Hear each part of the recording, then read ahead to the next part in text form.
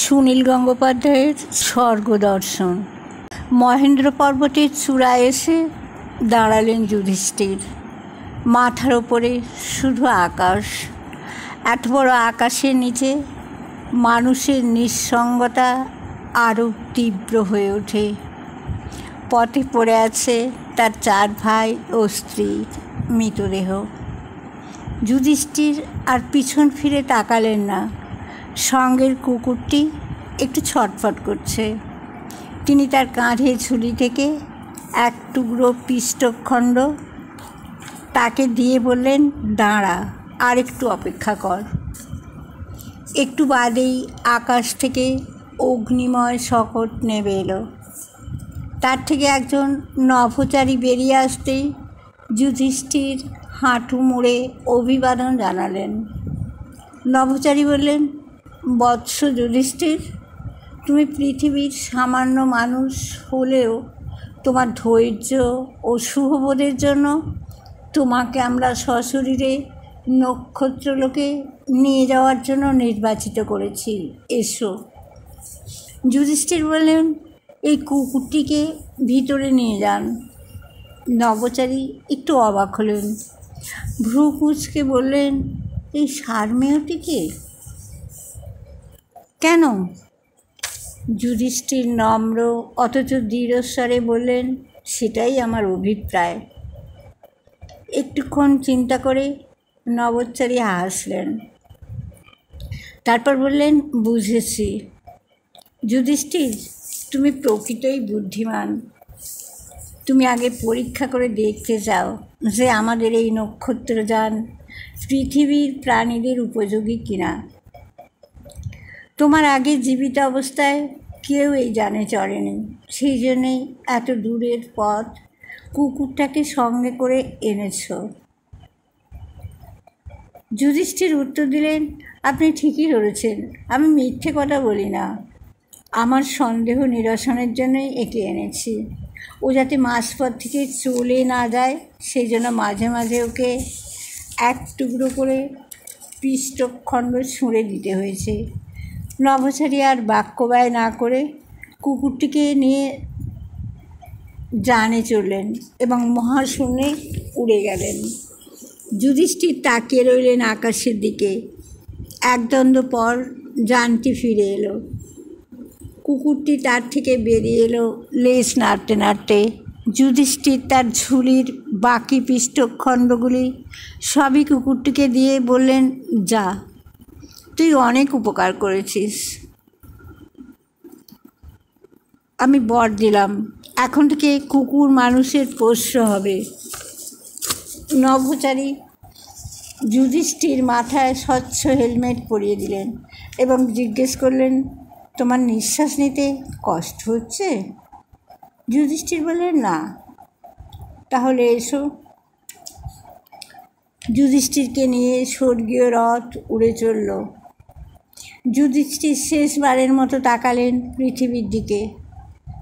তার বুক একটু টনটন করতে লাগলো।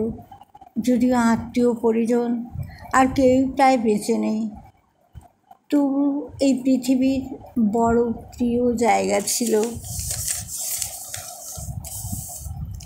নভোচারী বললেন, তুমি একটু ঘুমিয়ে নিতে পারো, আমাদের পৌঁছতে দেরি হবে। যুধিষ্ঠির বললেন, বাইরের এই শোভা তো আর দেখতে পাবো না, শুধু শুধু ঘুমিয়ে নিজেকে বঞ্চিত করি কেন? তা ঠিক বৎস, তুমি এই পৃথিবীর প্রথম নভোচারী। তোমার আগে কারুকে আমরা এই সুযোগ দিইনি। তোমার কীর্তির জন্যই আমরা আর তোমাকে মৃত্যুরূপ পরিবর্তনের মধ্য দিয়ে যেতে দিইনি। তোমার ভয় করছে? ভয় কেন? ভয় করবে কেন? হাজার হোক আমাদের স্বর্গ নামক গ্রহটি তোমার অচেনা। অচেনা হবে কেন? আমাদের পূর্বপুরুষরা সবাই সেখানে গেছেন, তারা স্বর্গের গুণকীর্তন করেছেন। আমি সারা জীবন নিজেকে বহুভাবে বঞ্চিত করেও ধর্ম পালন করে গেছি স্বর্গে আসবার জন্য। সেখানে যেতে ভয় পাবো কেন? ভালো কথা, দেখা যাক। আপনি আমাকে প্রথম নভোচারী সম্মান দিলেন বটে, কিন্তু আমি আপনাকে সবিনয়ে স্মরণ করিয়ে দিতে চাই, আমাদের পূর্বপুরুষ রাজা পুরুরবাও স্বর্গে গিয়ে আবার পৃথিবীতে ফিরে এসেছিলেন। এরকম আরও কারুর কথা জানি। অনেকে ওরকম মিথ্যে গল্প করে, তোমাকে ছাড়া আর কারুকে আগে আনা হয়নি। তোমাকেও নিয়ে যাওয়া হচ্ছে একটি বিশেষ পরীক্ষার জন্য। পরীক্ষা? হ্যাঁ, বৈজ্ঞানিক পরীক্ষা। প্রশ্নটা অতি জটিল, তুমি সব বুঝবে না। তবু সংক্ষেপে বুঝিয়ে বলি, শরীরটা হচ্ছে একটা বস্তু আর প্রাণ হচ্ছে শক্তি। বস্তুকে শক্তিতে রূপান্তরিত করা কিংবা শক্তিকে বস্তুতে, এই কৌশল আমরা জানি। পৃথিবীর মানুষ এখনও জানে না। আমরা পৃথিবীর কিছু কিছু মানুষকে বেছে বেছে নিয়ে তাদের মৃত্যুর পর প্রাণগুলো ওপরে নিয়ে আসি, আবার বস্তুতে রূপান্তর করলেই তারা শরীর ফিরে পায়।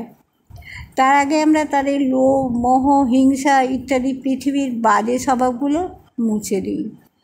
এখন চেষ্টা হচ্ছে মৃত্যুর ঝামেলা না করে যদি তোমার মতো এরকম সশরীরে নিয়ে যাওয়া যায়, তাহলে ওই লোভ, মোহ, হিংসাগুলো মুছে ফেলা যায় কি না। যুধিষ্ঠির দুঃখিত হলেন। তারপর হঠাৎ অহংকারের সঙ্গে বললেন, হে দেব, পৃথিবীতে থাকার সময় আমার চরিত্রে কেউ কখনো লোভ, মোহ, মাৎসর্যের চিহ্ন মাত্র দেখেনি। সেই জন্যই তো তোমাকে বাঁচা হয়েছে। তবে তুমি যতটা নিজেকে দোষশূন্য ভাবছ ততটা নয়। পৃথিবী গ্রহটারই কিছু দোষ আছে, তা তোমাকে স্পর্শ করবেই। আমি তো পারতপক্ষে এখানে বেড়াতে আসতেই চাই না। বিষ্ণু মাঝে মাঝে আসেন বটে। পৃথিবীর খর্বকায় মেয়েদের তার খুব পছন্দ। দেবতাদের লীলা বিষয়ে যুধিষ্ঠির কোনো মন্তব্য করলেন না, মুখ নিচু করে রইলেন। মহাশূন্যযানের গতি কমে এসেছে। নভোচারী বললেন, শীঘ্রই আমরা নরক নামে একটা উপগ্রহে থামব একটুক্ষণের জন্য। দেখো, ওখানেই যেন ঠিক থাকতে চেও না। অনেকে আবার ওই জায়গাটাই বেশি পছন্দ করে। যুধিষ্ঠির সেখানে যান থেকে নামলেনই না এবং চোখ বুজে রইলেন।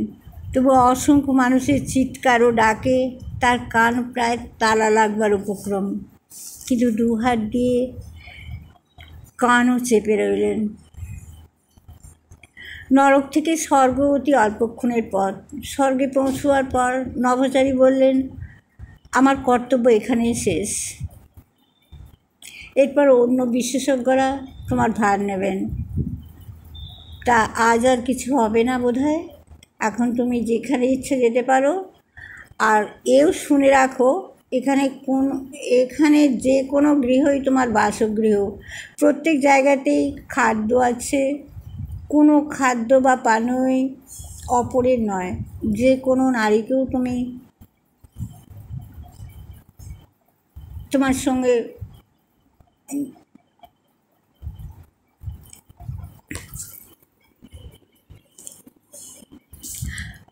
আজ এই পর্যন্তই।